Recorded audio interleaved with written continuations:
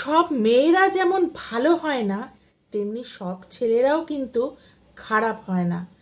তো এরকমই একটা মানে ব্যাপার আছে, কিন্তু যে এরকম অনেক ছেলেরা আছে, অনেক পুরুষ মানুষ আছেন যারা হয়তো কোনো দোষ করেননি, কোনো অপরাধী করেনি, কিন্তু শুধুমাত্র সে ছেলে হওয়াতে তাকে অনেক শাস্তি ভোগ করতে হয়েছে। ইদানিং একটা জনপ্রিয় জুটি ভেঙে গেল চোখের সামনে, সেটা হচ্ছে চিরদিনই তুমি যে আমার বলে একটি সিরিয়ালে আর্য জিতু কামাল অভিনয় করেছে এবং দিতিপ্রিয়া।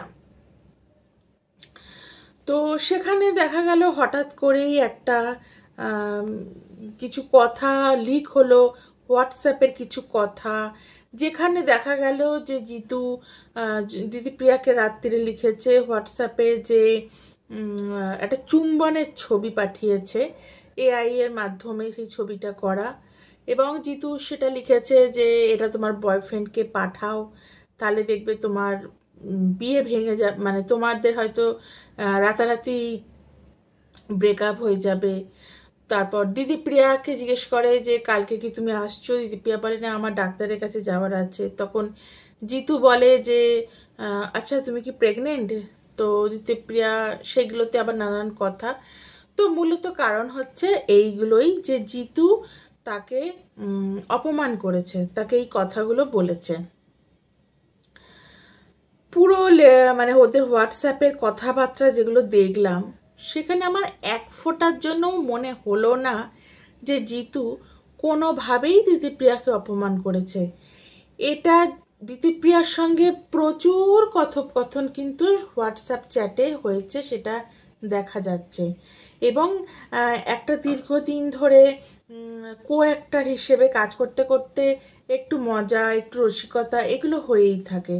সেই মজার ক্ষেত্রেই জিতু বলেছে যে তুমি কি প্রেগনেন্ট, মানে এটা জাস্ট একটা নিছক মজা ছিল। এবং তখন কিন্তু দিতিপ্রিয়া কিছুই মানে মাথা ঘামায়নি, কারণ সেও ব্যাপারটা পুরো এনজয় করেছে। তার কথাগুলো মনে হয়েছে যে হ্যাঁ এখানে জিতু মজা করছে, কারণ তার কথাতেই বোঝা গেছে। হঠাৎ করেই কি হলো বুঝলাম না, জিতুর নামে দোষ চাপিয়ে দিল যে ও আমাকে ইয়ে করেছে, অপমান করেছে, হ্যারাস করেছে, ওর সাথে কাজ করা যাবে না, এসব অনেক কিছু লিখে বসলো। মানে ব্যাপারটা কিছুই না।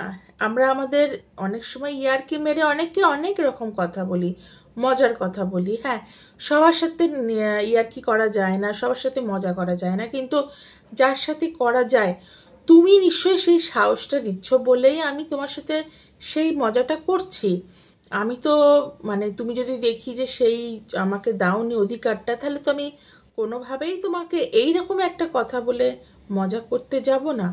তো তার দিতিপ্রিয়ার সঙ্গে যদি সেরকমই বুঝি, তাহলে দিতিপ্রিয়া তখনই কেন মানে ওই কথাটা শোনার পরে থেমে গেল না? ও তারপরে তো বেশ কথা লিখলো যে আমার পাশে না, আমার বয়ফ্রেন্ডও দেখছে, এ করছে। তাহলে তখন সে কিছু বুঝলো না, তারপর হঠাৎ মনে হয়ে গেল যে জিতু তাকে অপমান করছে। আসলে কিছুই না, এগুলো হচ্ছে টিআরপি বাড়ানো, বা সেই অ্যাক্ট্রেস যদি মনে করছে যে হয়তো যে তার জায়গাটা একটু কমে যাচ্ছে, সেই জন্য একটা ফলোয়ার্স ভিউয়ার্স বাড়াবার জন্য এই পদগুলো বেছে নেওয়া। হ্যাঁ, যদি সত্যিই কোনো অপমানের জন্য জায়গা থাকতো, নিশ্চয়ই সেরকম ব্যবস্থা নেওয়া হতো বা নিত সেই কর্তৃপক্ষ। কিন্তু নিছক একটা সামান্য ঘটনাকে শুধুমাত্র একটা পুরুষ মানুষকে অপমান করার জন্য, আমার মনে হয় এগুলো খুব চিফ, এই ব্যাপারগুলো ভীষণ চিফ। মানে এই রকম করে অনেক ছেলেরা কিন্তু শুধু শুধু দোষ করছে, মানে দোষী ভাগের দোষী হচ্ছে, এছাড়া আর কিছুই না। তো এগুলো আমার মনে হয় বন্ধ করাই ভালো। এখন যার যেটা সে মনে করছে যে তার এটাতে লাভ হবে, অন্যকে অপরাধী বানিয়ে লাভ হবে, তো সেখানে সত্যিই কিছু বলার নেই। কিন্তু মানুষ জিতুকেও দেখছে, জিতুকেও চেনে, এবং সবচেয়ে বড় ওদের কথোপকথনগুলো জিতু যেগুলো পোস্ট করে দিয়েছে সেগুলো তো সব সত্যি। সেখানে তো কোথাও কোনো রকমভাবে অন্যায় বা খারাপ চোখে পড়লো না। জানি না, এবার বাকিটা তারাই জানে, আর দর্শক আপনারা জানেন।